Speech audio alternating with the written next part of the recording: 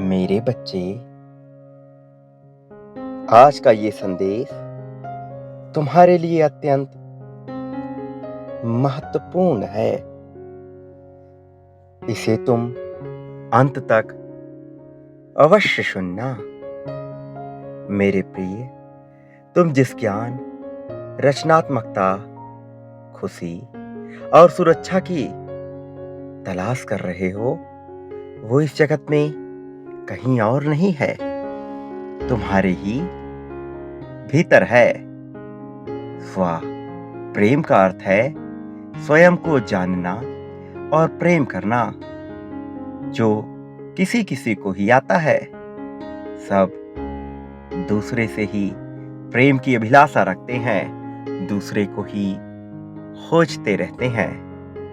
आत्म प्रेम स्वयं के लिए प्रशंसा की ही एक स्थिति है, जो हमारे शारीरिक, मनोवैज्ञानिक और आध्यात्मिक विकास का समर्थन करने वाले कार्यों से बढ़ती है। आत्म प्रेम का अर्थ है अपनी जरूरतों का ख्याल रखना और दूसरों को खुश करने के लिए अपनी भलाई का त्याग नहीं करना। आत्म प्रेम को आत्मसम्मान और समग्र कल्याण का एक महत्वपूर्ण पहलू माना जाता है।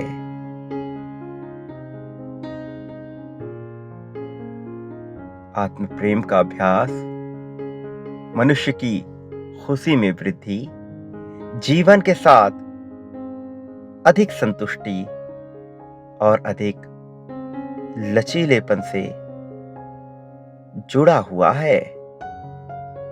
आत्मबोध को प्राप्त हुआ मनुष्य द्विज कहलाता है।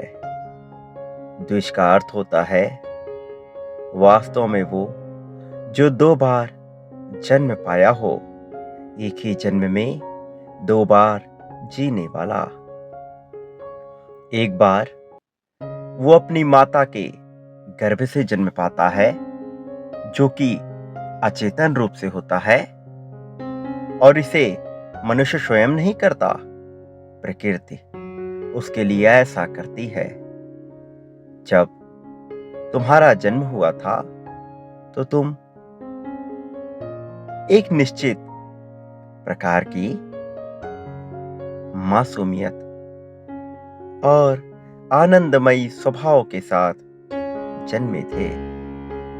एक बालक स्वभाव से आनंदमयी और निश्चल होता है, परंतु ये भाव जागरूकता से नहीं प्राप्त हुआ है, इसलिए इसे कोई भी नष्ट कर सकता है।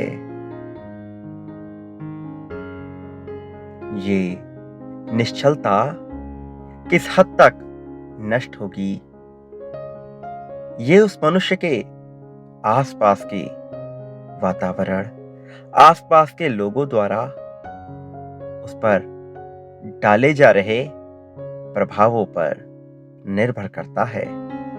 अपने अज्ञान, अपनी अपूर्णता और असमर्थता को समझकर ही अपने को संस्कारित ज्ञान, गुण से संबंधित तथा आत्मशक्ति से समृद्ध बनाया जा सकता है। आत्म बुद्धि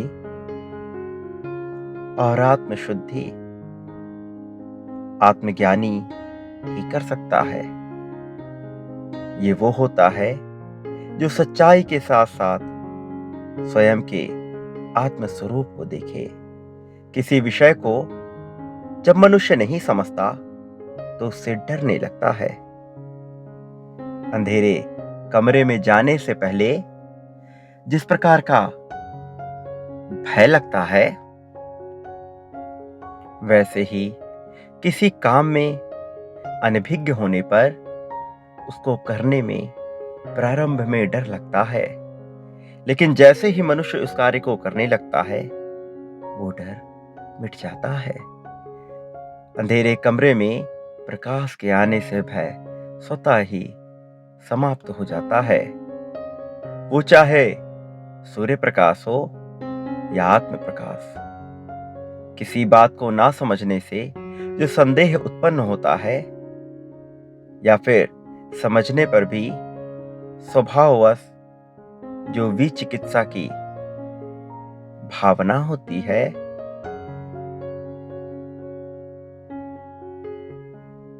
उससे भय तुरंत ही उत्पन्न होता है।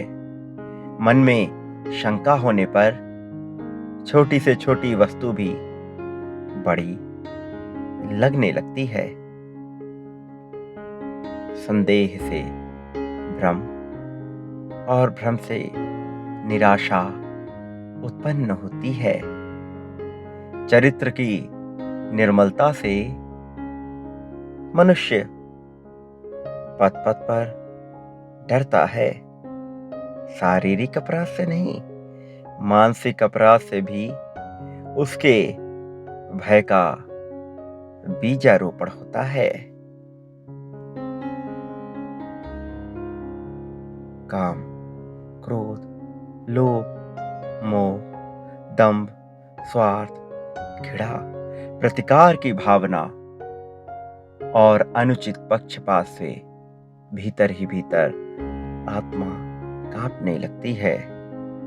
ये सारे गुण दोष मनुष्य को भयभीत करते हैं और भयभीत दशा में मनुष्य क्रूरता करता है और फिर क्रूरता करने के बाद उसको पुनः से भय लगता है। इसलिए मेरे बच्चे, अपने जीवन से सबसे पहले भय, चिंता, निराशा को त्याग दो। तुम्हारा सदैव कल्याण होगा।